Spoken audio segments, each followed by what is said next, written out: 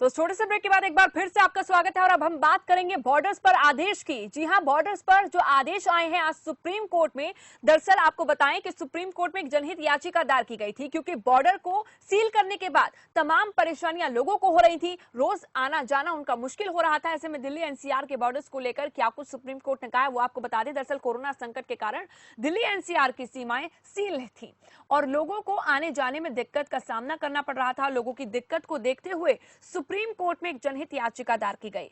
इस पर सुनवाई करते हुए कोर्ट ने बुधवार को एनसीआर क्षेत्र के लिए कॉमन पास बनाने के निर्देश दिए हैं। एनसीआर के लोगों की समस्याओं को लेकर दाखिल जनहित याचिका पर सुनवाई करते हुए सुप्रीम कोर्ट ने क्या कहा है वो आपको बता दें। सुप्रीम कोर्ट ने कहा है कि एनसीआर क्षेत्र में आवाजाही के लिए एक कॉमन पोर्टल बनाया जाए। इसके लिए सभी स्टेट होल्डर मीटिंग करें और एनसीआर क्षेत्र के लिए कॉमन पास जारी करें, जिससे एक ही पास से पूरे एनसीआर में आवाजाही हो सके। सुप्रीम कोर्ट ने कहा कि दिल्ली, हरियाणा और उत्तर प्रदेश के एनसीआर क्षेत्र में आना जाना यानी कि आवागमन के लिए एक सुसंगत नीति होनी चाहिए। कोर्ट ने कहा कि सभी राज्य इसके लिए एक समान नीति तैयार कर लें। एक हफ्ते के भीतर ये एक नीति तैयार हो और इसके लिए तीनों राज्यों की बैठक भी कराई जाए। ग्राफिक्स के जरिए भी आप समझ लीजिए कि किस तरह से कौन सी नीति की यहाँ बात हो रही है। दिल्ली, हरियाणा और उत्तर प्रदेश के एनसीआर क्षेत्र में आवागमन के लिए एक सुसंगत नीति होनी चाहिए, ये सुप्रीम कोर्ट ने कहा। सुप्रीम कोर्ट ने कहा कि सभी राज्य इसके लिए एक समान नीति तैयार करें। एक हफ्ते के अंदर ये नीति तैयार हो और इसके लिए काम किया जाए। वर्तमान हालात में एक नीति जरूरी है, एक रास्ता और एक पोर्टल बनाया जाए। ये सुप्रीम कोर्ट के ऑर्डर्स हैं। तो सुप्रीम कोर्ट के ऑर्डर्स क्या हैं वो हम आपको बता रहे हैं, लेकिन इसके साथ एक बार जान लेते हैं क्योंकि सूरज दुहन इस वक्त गुरुग्राम से हमारे साथ जुड़ रहे हैं और गुरुग्राम में क्या हालात दिखाई दे रहे हैं बॉर्डर पर। सूरज दुहन, क्या तस्वीरें आज की दिखाई दी गुरुग्राम बॉर्डर पर? देखिए प्रिया, बिल्कुल बताना चाहूंगा, लोगों को बड़ी राहत वहां पे मिलने वाली है। लगातार जब बॉर्डर को सील को लेकर लगातार ये सामने आ रही थी कि जो गुरुग्राम से दिल्ली जाने वाले जो बॉर्डर है वो सील कर दिए गए हैं। हालांकि लोगों को काफी मुश्किल का सामना करना पड़ रहा था, लेकिन जब हरियाणा गवर्नमेंट की बात की जाए तो उन्होंने कहा कि हमारे पास ऑर्डर नहीं आए हैं, लेकिन जल्दी से राहत मिलने वाली है क्योंकि सुप्रीम कोर्ट में जो याचिका दर्ज हुई थी उसमें एक सप्ताह का टाइम दिया गया है और लगातार हरियाणा, यूपी और जो दिल्ली है उनके दिल्ली केंद्र सरकार को ये कमांड सौंपी गई है कि आप राज्य की सरकार से बैठकर बातें करें और कॉमन पास बनाए जो तीनों राज्यों में। लेकिन देखिए सवाल यही है कि एक हफ्ते के अंदर ये नीति कैसे बनेगी? तीनों सरकारें किस तरह कोऑर्डिनेशन के साथ काम करती हैं और ये मुश्किल भी हो सकता है। देखिए भैया, बिल्कुल मुश्किल हो सकती है, इसलिए मुश्किल हो सकती है क्योंकि हरियाणा के गृह मंत्री ने जब आदेश कर दिए गए कि यहाँ बॉर्डर सील किया जाए और दिल्ली के जो सीएम है अरविंद केजरीवाल, उसने कहा था कि हम बॉर्डर सील करेंगे, लेकिन सभी बॉर्डर सील कर दिए गए थे। लेकिन गुरुग्राम जो एनसीआर का बॉर्डर है वो जो बॉर्डर है वो खोल दिया गया था। हालांकि लोगों की आवाजाही काफी थी, लेकिन लोगों को काफी परेशानी का सामना करना पड़ रहा था क्योंकि जो सामने बातें आई थी कि लगातार दिल्ली के सभी बॉर्डर सील है, लेकिन जब आने जाने की बात आई तो कहे हमारे पास ऑर्डर नहीं है। तो लगातार तालमेल यहाँ पर दोनों सरकारों का यह देखने को नहीं मिला। और लेकिन जो सुप्रीम कोर्ट के जो ऑर्डर आए हैं वो एक सप्ताह का टाइम दिया गया है, उससे यही सामने वाली बात है कि तीनों राज्यों की सरकारें बैठे और आपस में तालमेल करें और एक ही जो समान पास उनको मिले और अलग अलग बॉर्डर में वो अपने बॉर्डर क्रॉस कर सकते हैं। हालांकि एक सप्ताह का टाइम बिल्कुल दिया गया पीड़िया, लेकिन उसमें देखने वाली बात यही है कि लगातार लोगों को राहत, जो कोरोना के लगातार जो कहर है उसे राहत मिल पाएगी क्योंकि बॉर्डर में लगातार सील होने की बात की थी, लेकिन एक ही पोर्टल की बात की कि एक ही पोर्टल होना चाहिए। बिल्कुल, और अभी देखना होगा कि सरकारों की इस पर क्या प्रतिक्रिया आती है, खासतौर पर उत्तर प्रदेश और हरियाणा सरकार और दिल्ली सरकार इस पर किस तरह से मेलजोल बनाती है। लेकिन नोएडा से भी गौरव गौड़ इस वक्त हमारे साथ फोन लाइन पर जुड़ रहे हैं। गौरव गौड़, हम रोजाना देख रहे हैं कई दिक्कतों का सामना लोग कर रहे थे, लेकिन आज सुप्रीम कोर्ट ने कहा है कि एक नीति होनी चाहिए ताकि लोगों को परेशानी ना हो, और ऐसे में क्या फिलहाल लग पा रहा है पता, क्या अभी यूपी सरकार की ओर से कुछ कहा गया है? मैं आपको बता दूं कि पिछले करीबन जब से ही लॉकडाउन चला है उसके बाद से ही नोएडा और दिल्ली के जो बॉर्डर है उन लोगों को उनको सील कर दिया गया था और लगातार वहां पर चेकिंग की जा रही थी। केवल एसेंशियल जो भी सर्विसेज थी उनके लिए यहाँ पर पास जारी किया गया था प्रिया।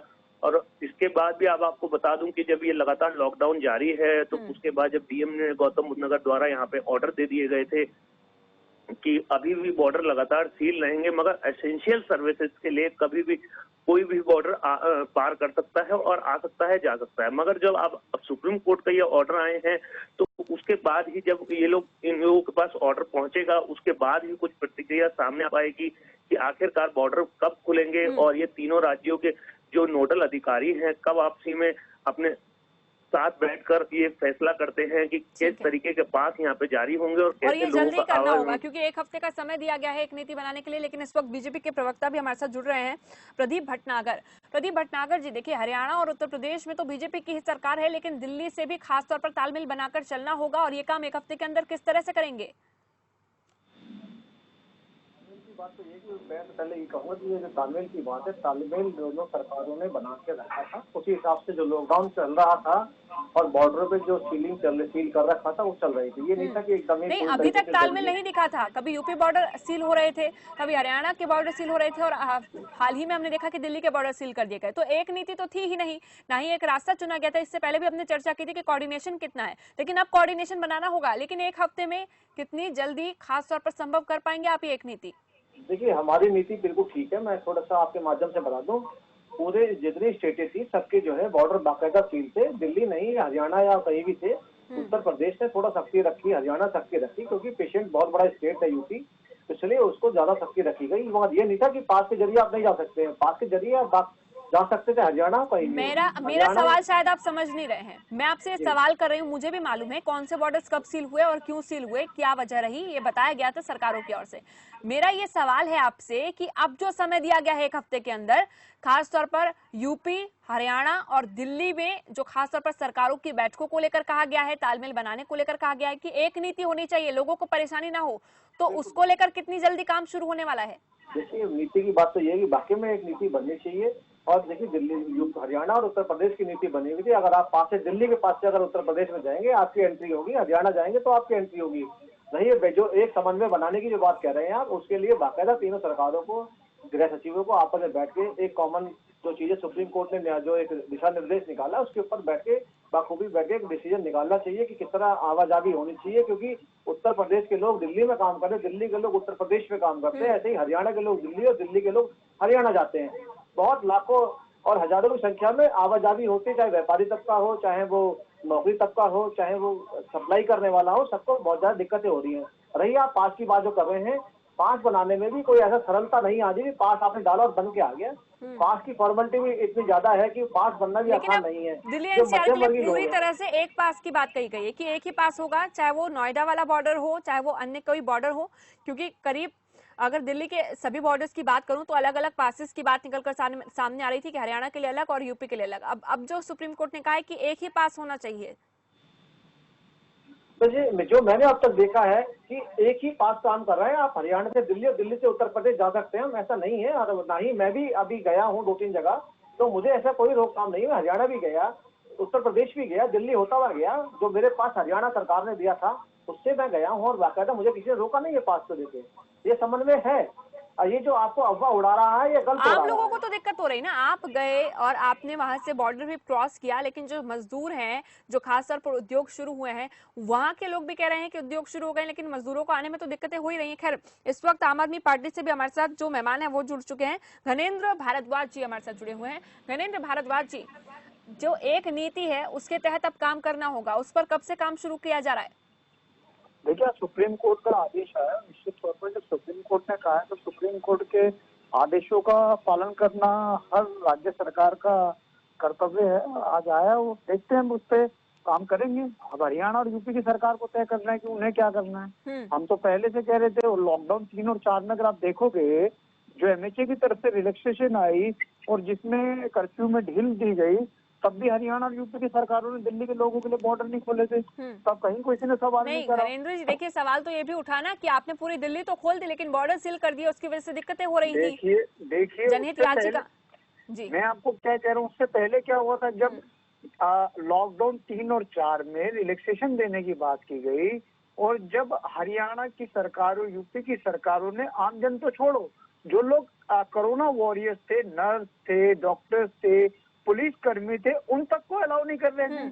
केंद्रीय गृह मंत्रालय के आदेश के बाद भी हरियाणा की सरकार और यूपी की सरकार इस तरीके का मनमाना काम कर रही थी। इस तरीके से मनमाने तरीके से वो बॉर्डर से लोगों को नहीं आने दे रही थी। जोर शोर से मुद्दा उठाया भी नहीं गया। क्यों नहीं उठाया गया इस मुद्दे को उस वक्त?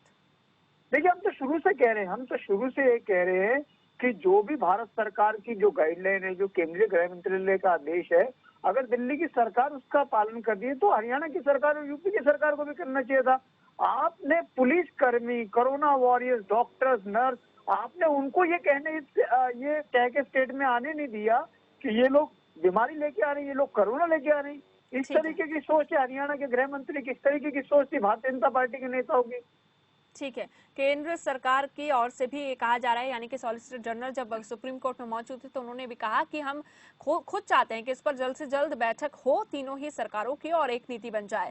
ऐसे में प्रदीप भटनागर जी, मैं आपके पास आऊंगी। केंद्र में भी बीजेपी की सरकार है और ऐसे में जो दायित्व बनता है कि तीनों सरकारों की बैठक हो एक साथ, तो ये बैठक कब तक हो सकती है? क्या इसके बारे में कोई जानकारी? क्योंकि एक हफ्ते का समय बहुत ज्यादा नहीं है। बैठक के विषय में तो ऐसा है, जैसे अभी जो माननीय न्यायालय ने जो बैठक के विषय को जो दिया गया है समन्वय बैठने के लिए, अभी तीनों जो गृह सचिव है स्टेट के आपस में समन्वय करके जल्दी ही बैठेंगे। इस विषय में भी गंभीरता से लिया जा रहा है। बाकी मैं तो ये आपको श्योरिटी दे सकता हूँ, जो बीजेपी सरकार जिन स्टेटों में है वहाँ कोई पासिस को लेकर, चाहे वो दिल्ली बना रही हो चाहे हरियाणा बना रही हो, वहाँ कोई प्रॉब्लम नहीं है। रही देखिए लॉकडाउन की बात, दिल्ली के अंदर जो गति इस तरह, दिल्ली में जो इस समय गति जो बढ़ी है लॉकडाउन को छूट देने पे, वो सबको दिख रही है। हम कहाँ से कहाँ पहुँच गए। आज भी आप चाहे किसी मार्केट चले जाइए, लाजपत नगर चले जाइए, आप लाजपत मार्केट चले जाइए, वहाँ पे कोई पालन नहीं है, कोई इनका एक सिलेबस नहीं बना रखा। ठीक है प्रदीप जी, मैं सिर्फ एक राज्य की यहाँ पर बात नहीं कर रही हूँ, मैं सिर्फ बॉर्डर्स पर इस वक्त बात कर रही हूँ। बहुत बहुत शुक्रिया आपका, और साथ ही हमारे साथ आम आदमी पार्टी के प्रवक्ता जुड़े, उनका भी बहुत बहुत शुक्रिया। और दोनों ने ही अपनी अपनी बात कही, लेकिन जो सवाल है कि आखिर कब ये बैठक होगी और उसके बाद एक नीति का जो फैसला लिया जाना है एक हफ्ते के अंदर, वो कब तक लिया जाएगा। और ऐसे में ज्यादा समय ना होने के कारण कई मुश्किलें भी तीनों सरकारों के सामने आ सकती है, यूपी, हरियाणा और दिल्ली सरकार की खास तौर पर अगर हम बात करें। फिलहाल चलिए इस चर्चा में बस इतना ही, दीजिए इजाजत, नमस्कार।